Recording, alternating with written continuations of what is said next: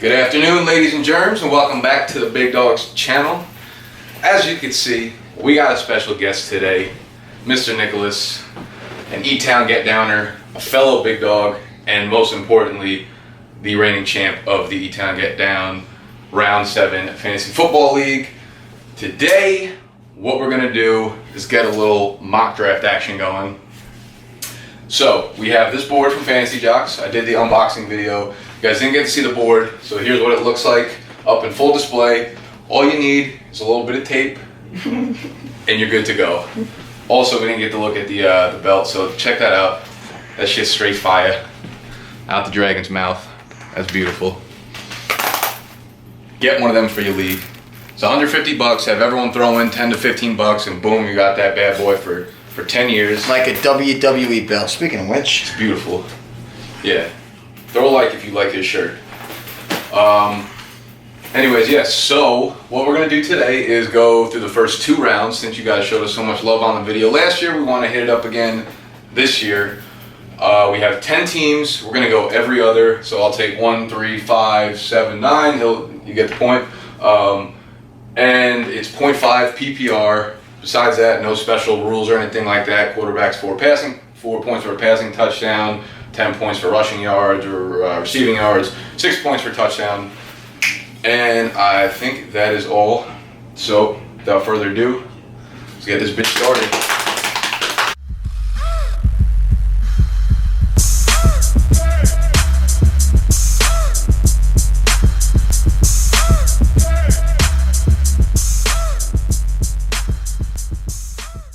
All right, and we're back.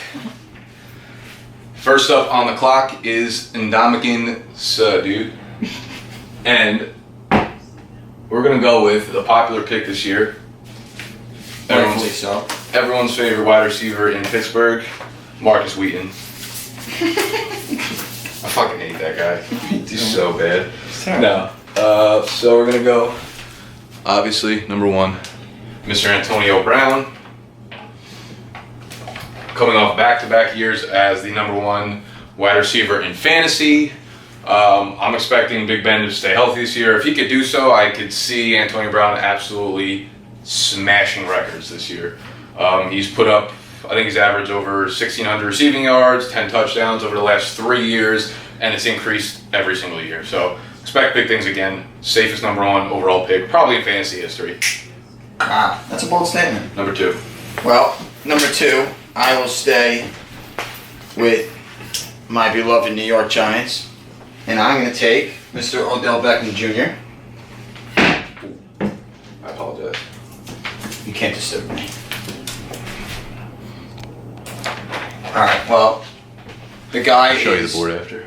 What happened? No, I'm showing the board. I can't see that shit right there. The guy's an absolute stud. It's his 3rd year. 3rd year in Ben McAdoo's system.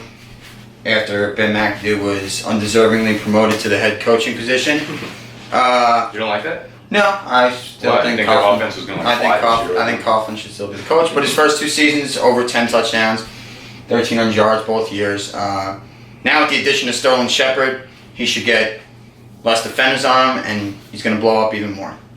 Here's hoping so, at least. So for the number 3 pick. There's not much to explain with these top guys. It's pretty self-explanatory, but we're going to go with my man's Julio Jones. I need to get me a Julio jersey. Dude, I don't have any sports jerseys left because I had Roddy White. And I had like 6 Kevin Durant jerseys. And now I don't have like fucking... None of my favorite players. You can't buy it. I would get a Russell Westbrook jersey. Oh, I want a fucking Steven Adams jersey, dude. I would take Canner. Canner's a beast. You take a Canner... You want Canner? Like you no, buy I that think jersey over. I don't know about all that.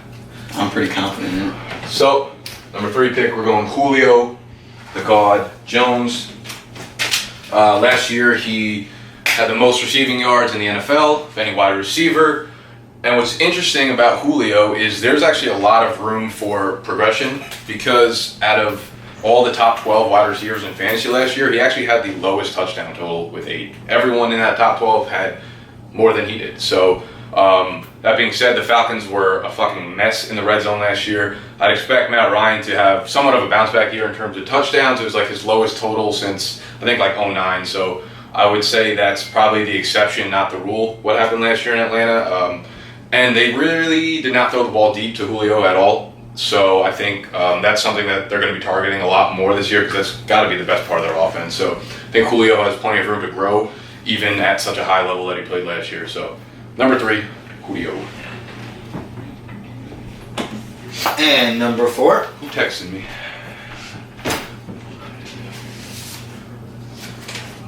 Jeez.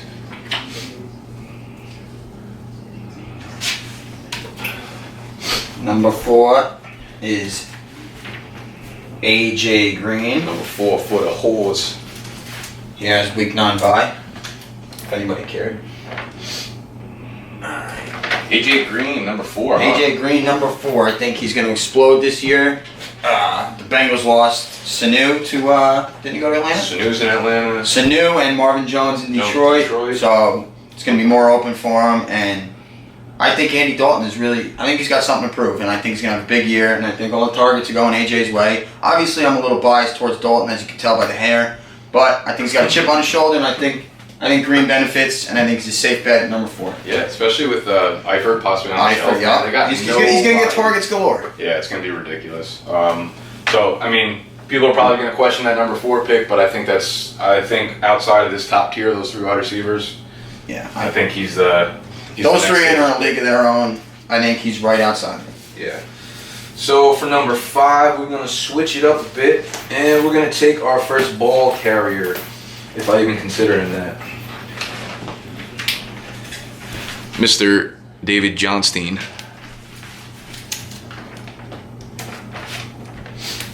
Now, sorry, I gotta take a look at some of my notes because you know what? There's a lot of goddamn players we're picking. This is not that fucking easy. Relax. Yeah. So, David Johnson obviously burst on the scene last year. We had Chris Johnson starting ahead of him, Andre Ellington getting touches before him, but as soon as he came on the scene, absolutely dominated.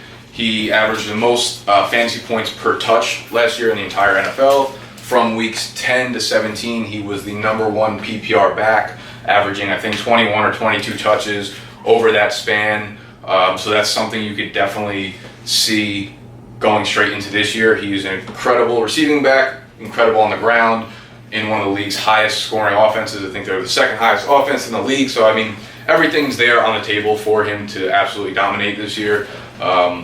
I mean, obviously the 1 or 2 downsides would be that he has improved over a full season and he's still young, but I mean, the talent level is there. I think the GM came out the other day and said, yeah, compared to Marshall Faulk, said he could possibly be the best NFL rusher he's ever seen. So, I mean, the sky's the limit for this dude. So I think David Johnson's well worth the top 5 pick in any league format. I completely agree. So thank you, sir. With that being said, quick stop, right quick. We got to say hi to our sponsors. Monster, as always. If someone is fucking in touch with Monster, please send me a message. I drink like 40 of these a day. And thank you, as always, Fantasy Jocks. Dustin, you're the homie. I will link the description to their. I will link a goddamn link to their fucking website in the description below if you're looking to purchase any league gear or whatnot. 6th pick for Team Nick 3 is Todd Gurley. Girl of Pearl. What a guy. Yeah, he's good back. You watched the first episode of Hard Knocks, right? Yes, I did. He's like real. Todd Gurley pretty much goes without explanation. The guy is an absolute stud. We saw what he could do last year. What did he miss the first 3 games? I think it was first 4. First 4 games, and he still was right up there with everybody. The Rams have absolutely nobody on that team. Their quarterback situation is a disaster. I think Goff's going to be a bust. They have no receivers. Gurley's going to get the ball first, second, third. He's going to get the ball all game, and you can't go wrong with Todd Gurley. Let me fix you real quick. So you can see my format. Pretty face. Ugh. That doesn't work. Make sure they get the belt. Yeah, I'm moving it down. My head's too damn high. I might just squat. All right. Plus, he's in Los Angeles, so yeah, he'll be happy. Yeah. That's a good point. I didn't really think about it. I know. No one's happy in St. Louis. All right, so this is where things get a little tricky because I think the tiers kind of start to merge a little bit in terms of elite receivers and running backs. I think these are probably the top guys off the board now. And this is going to be a highly questionable pick for many of you hippie motherfuckers out there. I'm going to go with... I couldn't believe it when he said it. I'm going to go with Brandon Marshall of the New Jersey Jets. The little brother to the Giants, if anybody was wondering. So, you're probably asking, why the fuck would Brandon Marshall go as number 7 overall? Wound up as the number 4 wide receiver last year in fantasy. This is the 3rd time in the last 5 years he's been a top 5 fantasy receiver. The time he wasn't was when he was with the Bears. He had a bunch of injuries lingering, and we're going to throw that one out the window because he was so good last year. 14 or 15 touchdowns. And I don't know if you guys saw the video of him running on the treadmill this offseason, but he is by far in the best shape of his career. He was hitting incline speeds, running like 23 miles an hour, speeds he said he hasn't hit in 5 to 6 years because he dropped 10 to 15 pounds. And you could clearly see it in the video. I think he's going to dominate in that Jets offense. Fitzpatrick is back. Fitzmagic is back. And he doesn't throw the ball to anyone besides Decker and Marshall. And I think the best part about that, when you look at the red zone targets from last year, Decker had 45% of the Jets' red zone targets, while Marshall only had, I think, 31%, and still ended up with 14 touchdowns. So imagine that number switched, or even if they met halfway at like 38, 39, Marshall's touchdown, which people think is going to regress, like no questions asked, could easily stay where it is or increase. So, I mean, with the number 1 pick, you don't want to risk it on something that's very unknown. I will take a very safe floor like Brandon Marshall that's going to give you 1,300 yards and possibly 15 touchdowns. So that's my reason for Brandon Marshall. If you don't like it, fuck you. I don't like it. I think you're crazy. I think you're fucking crazy. Whatever. I'm over it. Nah. You backed it up with some facts. I can't hit it. All right. Number 8. In honor of the Jets. I love you, Brandon Marshall. Stop, please. Number 8 is Eric Dick. No, I'm kidding. It's like, bro, I wanted him on the way back. Okay. Number 8, DeAndre Hopkins. Hop Daddy. Houston Texans. So,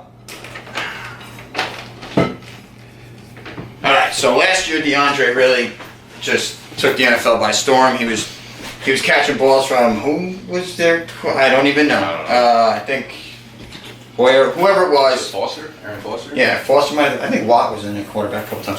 whoever was throwing the ball out to DeAndre Hopkins, he was catching it. He was burning defenders left and right. I expect more of the same with Brock Osweiler coming in. The additional Lamar Miller gives them a sturdy running game, I believe, so that'll open it up more for DeAndre. He had 11 touchdowns last year, over 1,500 yards. I expect that number to stay around the same. I don't think you can go wrong at 8 with DeAndre Hopkins. No, this is where those wide receiver tiers kind of match because you can't really go wrong with any of these guys. All their stat lines are very similar. Yeah.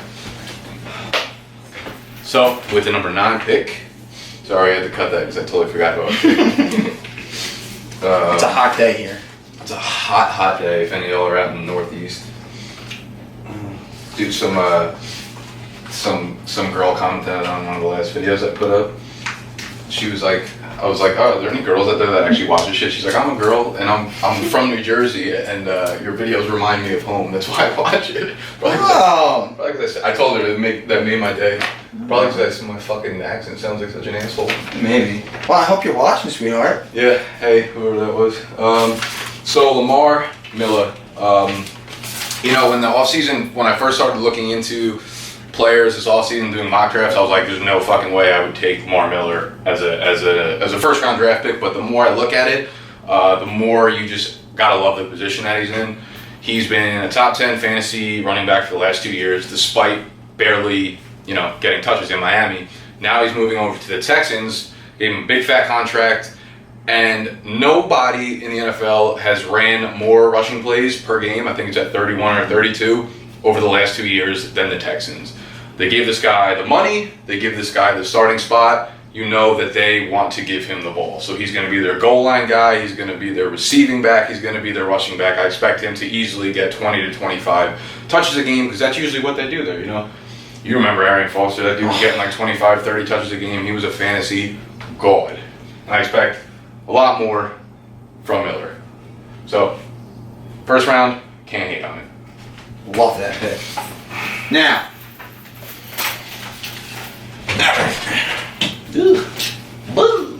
Alrighty then.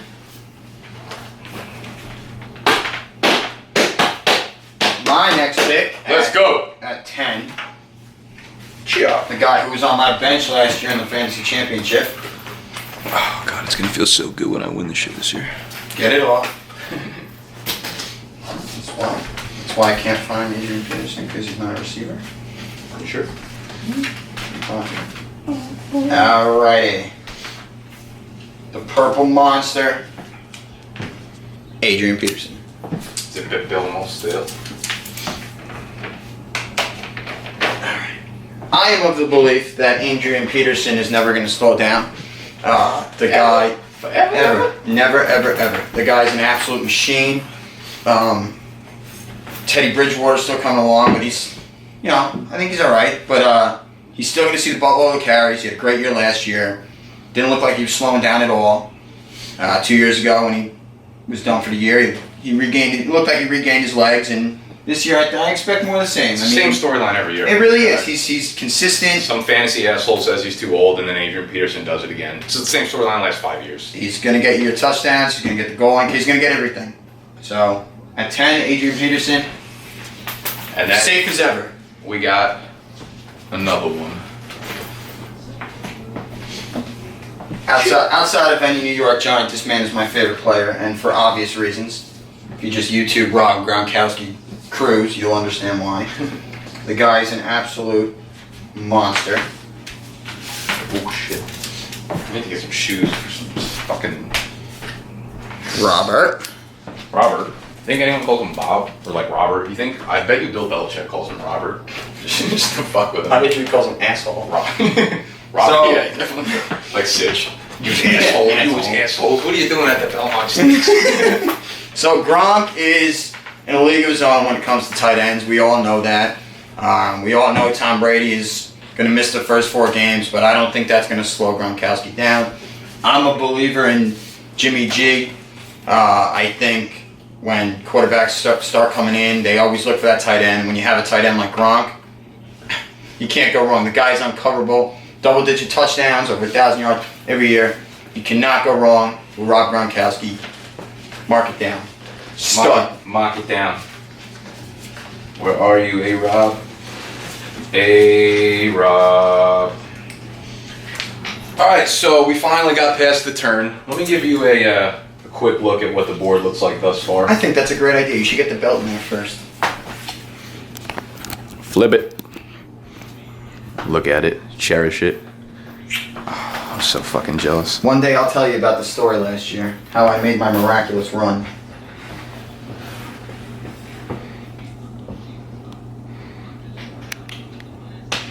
That is a first round, including the first pick of the second round. And we back. So, we have Lamar Miller with Team 9. Let me flip this bad boy up for you. Well, not for you, but for me. And we're going to start with A-Rob. So, Allen Robinson had his monster breakout year last year. 80 catches, 14 tutties, 1,400 yards. That's a nice aesthetic stat line right there. And I don't think he's slowing down anytime soon. Obviously, the guy's like 23 years old. He hasn't even come close to hitting his prime. He is the prototype 6'3", 215 receiver in that offense. He is absolutely the centerpiece of that offense. You know what? I was a little down on him getting drafted this high when I first started doing my research and whatnot, just because I think the Jaguars might regress a little bit, and same with Blake Bortles in terms of the passing attempts because they had so much garbage time. And then I watched the first preseason game, and I saw Allen Robinson absolutely dominate on these long balls, and I'm like, damn, all he needs to do is get thrown 5 of these passes a game. He needs 5 targets a game to turn that shit into 110 yards and a touchdown. Guy's got unbelievable hands, great route running, can jump like 446 feet in the air and catch every damn ball. So Allen Robinson is a safe bet to, safe bet for 100 yards or touchdown almost every week. So I'd be more than happy having him as my wide receiver 1. Guy's a stud. Nikolai? Especially with Hearns next to him. He is going to be... If there's going to be any regression in the touchdown area, I think it's going to come from Hearns, not from Allen Robinson, who I think Allen Robinson had 22 red zone targets last year and turned 12 of them into touchdowns. So the guy's a stud in that area. Guy's a stud. Okay. My pick? Who dat?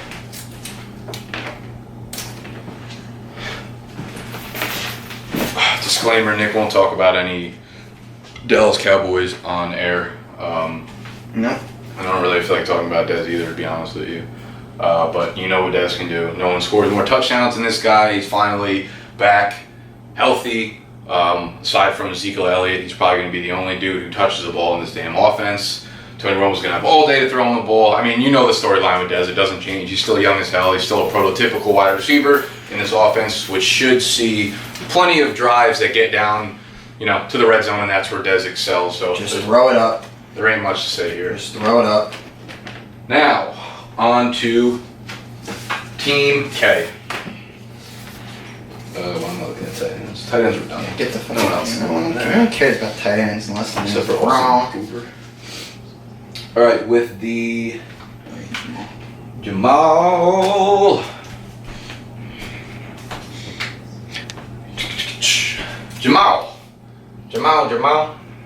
We got Jamal. So, a lot of question marks surrounding Jamal. I don't think they're warranted. He's coming off that ACL tear, not something he hasn't done before. He came back and absolutely beasted it the following year, which is why I'm not overly concerned with him. He's still under Andy Reid. He is technically the best running back in the history of NFL. 5.65 yards a carry or some shit like that. He is so versatile, and I actually think you're getting him at a value considering he was a top 5 pick the last 5 years in a row. The question marks are Spencer Ware and Charkandrick West, but they're no doubt in my mind going to play the number 2 and 3 fiddle to Jamal. He should still see, even if he only sees 18 touches a game, which is a little bit lower than workhorse status, he's still so efficient that he's turning those into 100 yards, 120 yards. And he'll break one. Yeah, he was for the 5 or 6 games. Exactly. He has that breakaway speed that you don't need that many touches before he scoots out for 40 or 60 yards. He's still going to be the goal line receiving 3 down back there. I don't think there's much to worry about because we have seen him come back from the ACL injury. So I'm okay with Jamal as a top RB here. I have to agree.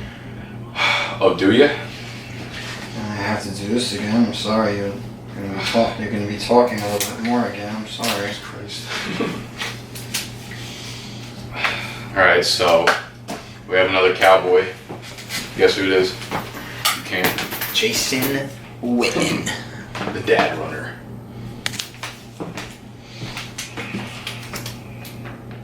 All I'll say is, it's a good 1-2 punch. That's it. Yeah. So that team's got Gurley and Zeke.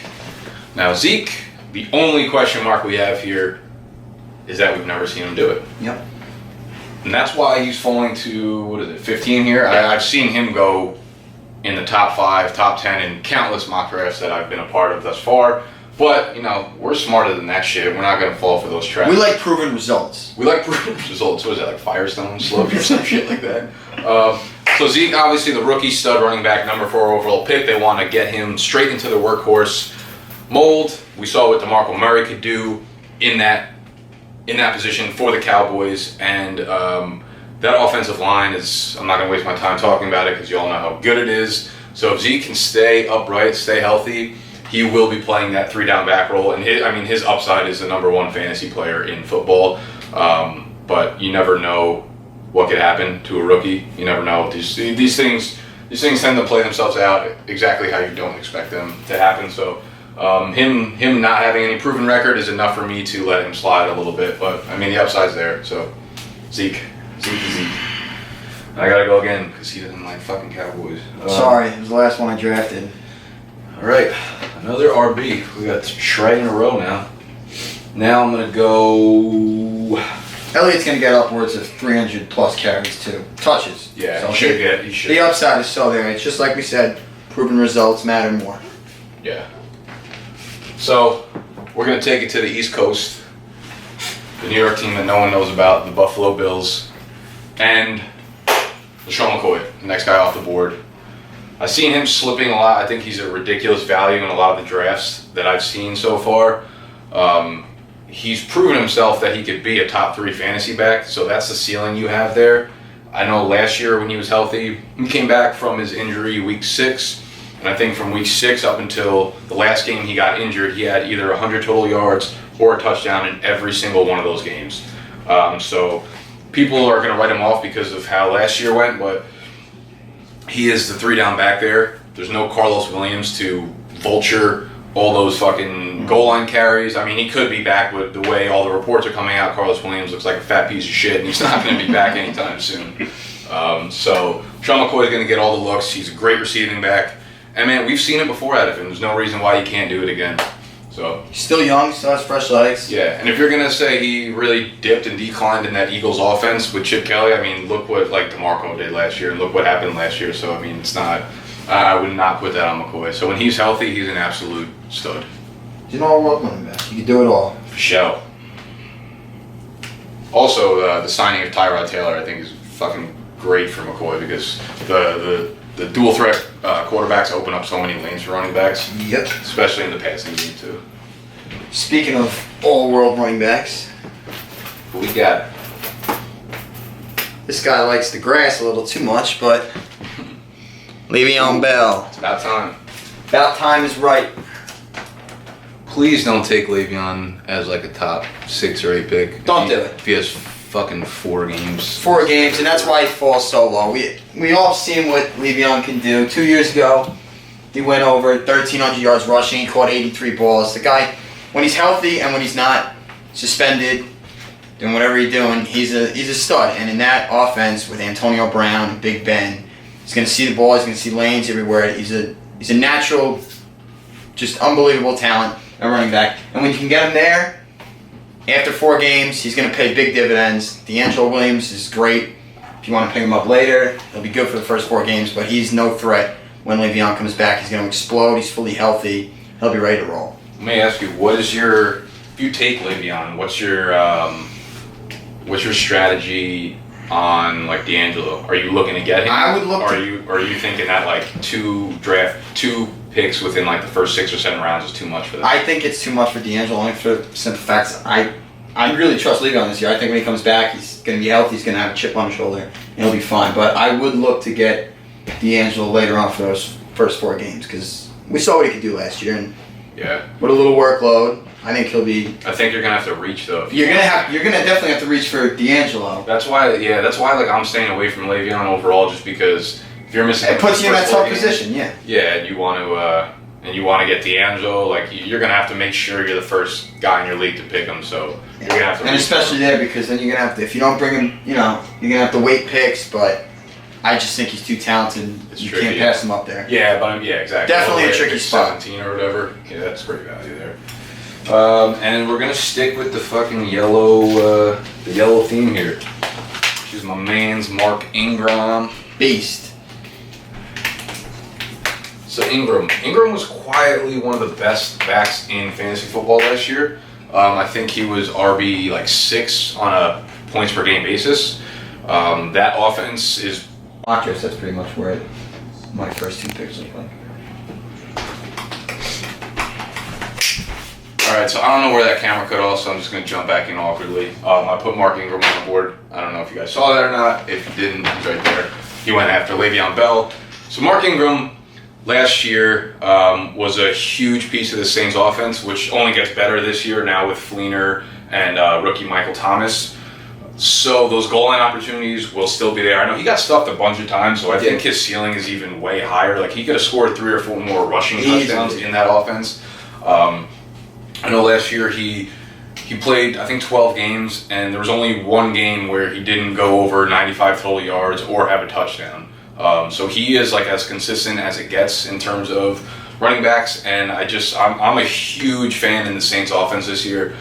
So any piece of Breeze or any piece of Ingram I can get, I will absolutely be taking. So I think even at where 1, 2, 3, 4, 5, 6, 7, 8, 9. He's RB9 right now. I would love to have Ingram as my top RB, one of my top RBs at least. So I think he's an extremely safe play. And there's no competition behind him. They already said Spiller's listed with the fourth team offense, so he's not taking any passing down work, and we saw Ingram break out in that aspect of his game last year. We know Tim Hightower's not taking any carries away. Yeah, he was a league winner last year, man. He's crazy. Yes, he was. Okay, sticking with that Saints offense, I couldn't agree more. I love everything about it. Yeah. Yeah. Which brings me to Drew Brees' #1 target and Brandon Cooks. That's a good little duo right there. Cooks and Beckham. Well, Brandon Cooks, he's a burner, and Drew Brees loves him. Like Nick was saying, there's nothing not to love about the Saints offense. Last year, Cooks took off. He caught 84 balls. He went over 1,200 yards receiving, had 8 touchdowns. I think there's more in store for him. I think the way Drew Brees plays, Ingram's running, he's gonna get open.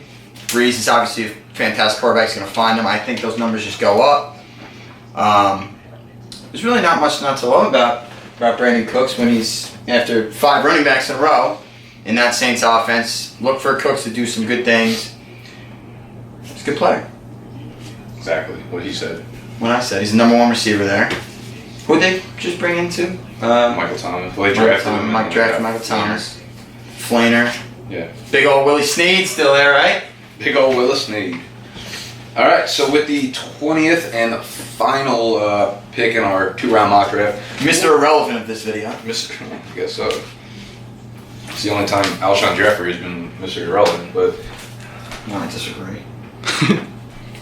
we have Alshon to pair with Antonio Brown. That's a nice little duo right there. So we're gonna bring it back to Chicago. Now, there's a lot of concerns with Alshon in terms of his soft tissue injuries, and I hear that. I do. Had he not, had all those reports and rumors of the more problems this offseason or whatever, I probably would have picked him top 12, to be honest with you, because I think he's an absolute stud when he's in the game. Last year was, a bad year for him in terms of those injuries. He went from week to week to like month to month, so it turned bad quick.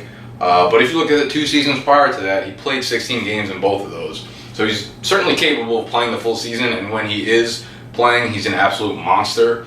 If you watch any of the games that he played in last year, he's up there with the best receivers in the league, hands down. He's A.J. Green, Julio Jones type of receiver. And if you can get him right now in his prime, and he can stay healthy for 16 games, I think the ceiling there is easily a top 5, if not top 3 fantasy receiver. And look where you're getting him. Yeah, you're getting him at the number 20 spot, which I've seen him fall there. I've seen him fall even farther than that in other drafts because of this concern. People are scared with those injuries. Yeah, if you can, I don't want him as my wide receiver 1, definitely not. But like in this draft, you have Antonio Brown going 1, and then you can get Jeffrey on the way back. I see no problem with that because you're not going to have to rely on him for all your wide receiver points or anything like that. I'm not a huge believer in Kevin White either. I'm not either. Until we see anything out of him, so it's not. If anything, maybe he'll take pressure off Jeffrey. I don't really believe in that whole storyline of he'll take pressure off Gary, he'll do results. This. Proven results, proven facts. That's what we want here at Big Dog's Gotta Eat. That's what I see out of Jeffrey. Him and Cutler are just on the same page most of the time. Cutler is ever on the same page with anyone, it's Jeffrey. So that's how we wrap up the 2-round mock draft.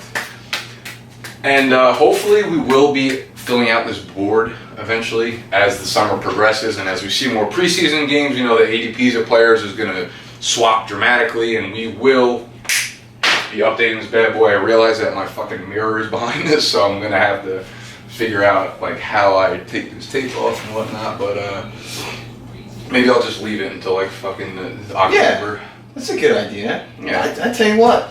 Tell me what. I think we did a hell of a good I job. think it looks good. Yeah, let's take a look. What do we got here? What do you guys think? Yeah, if you want to try to talk shit, leave a comment, whatever. I don't give a shit. Tell me I don't know what I'm talking about. I don't care. I'll show you my fucking belt. That's the first 2 rounds, boys. Also, GOAT fantasy name for the year. What did you see Joe Majuli? No, I can't remember. It's something how stupid is it? like, no, it's actually pretty funny. It's something with, Joe made a funny it's like my Balzac hurts or something. Oh my god. Don't Google your fantasy name. My Balzac Just hurts. put Trump 2016. Oh That's my it. god. Sorry. Build the wall. Build So, the draft. Build the draft. almost pulling like Victor Cruz in this bitch. Yo. So that wraps up the mock draft. I hope you guys enjoyed. We had fun doing it. I hope you had fun watching it. As always, give it a thumbs up if you liked it. Subscribe. Tell your friends about us. Don't tell your friends about us. We don't care. Leave a comment if you agree or disagree. And that's it. So, And Monster, if you're listening, you guys know. if you listen, Help! peace. I